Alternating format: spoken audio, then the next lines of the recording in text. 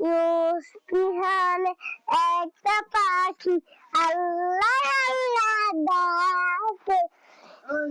দিকে দিকে শিশু তুলে সালা ঘুম ভেঙে শিশু চুল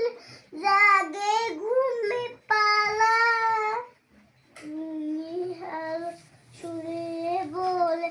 তখন জাগে জাগে শুনি বলে তখন সুখে সুখে রস বিহানে একটা পাখি আল্লাহ আল্লাহ ডাকে সেই পাখিতে গানে গান